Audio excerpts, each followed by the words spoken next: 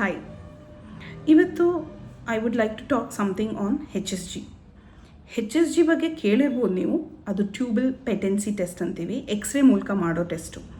So ಅದು abnormal ಇದ್ದಾಗ pregnancy ಆಗೋ ಚಾನ್ಸಸ್ ಇರುತ್ತಾ? ಡೆಫಿನೆಟ್ಲಿ ಇರುತ್ತೆ. ಹೇಗೆ?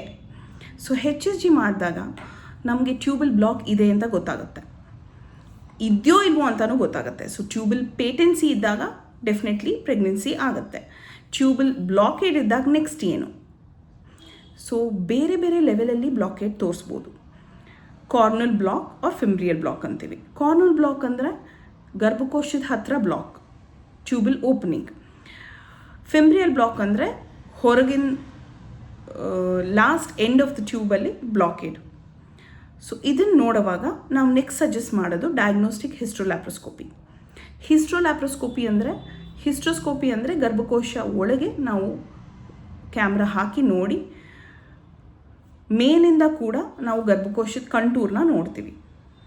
ಸೊ ನಮಗೆ ಕಾರ್ನಲ್ ಬ್ಲಾಕ್ ಯಾವಾಗಿದೆಯೋ ಆವಾಗ ನಾವು ಟ್ಯೂಬಲ್ ಕ್ಯಾನ್ಯುಲೇಷನ್ ಅಂತ ಪ್ಲ್ಯಾನ್ ಮಾಡ್ತೀವಿ. ಟ್ಯೂಬಲ್ ಕ್ಯಾನ್ಯುಲೇಷನಲ್ಲಿ ಸ್ಮಾಲ್ ಪೈಪ್ ನಾವು ಟ್ಯೂಬ್ ಒಳಗೆ ತೂರ್ಸಕ್ಕೆ ನೋಡ್ತೀವಿ, ಸೊ ದಟ್ ಆ ಬ್ಲಾಕೇಡ್ನ ರಿಲೀಸ್ ಮಾಡೋಕ್ಕೆ.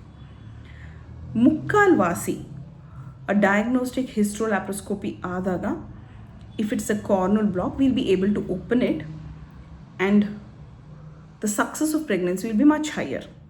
ಪ್ರೆಗ್ನೆಂಟ್ ಆಗೋ ಚಾನ್ಸಸ್ಸು ನಮಗೆ ಅಧಿಕವಾಗಿರುತ್ತೆ. ಇದೇ ಫಿಂಬ್ರಿಯಲ್ ಬ್ಲಾಕಲ್ಲಿ ನಾವು ಟ್ಯೂಬ್ನ ಜಾಸ್ತಿ ಮೆಡಲ್ ಮಾಡೋಕ್ಕಾಗಲ್ಲ.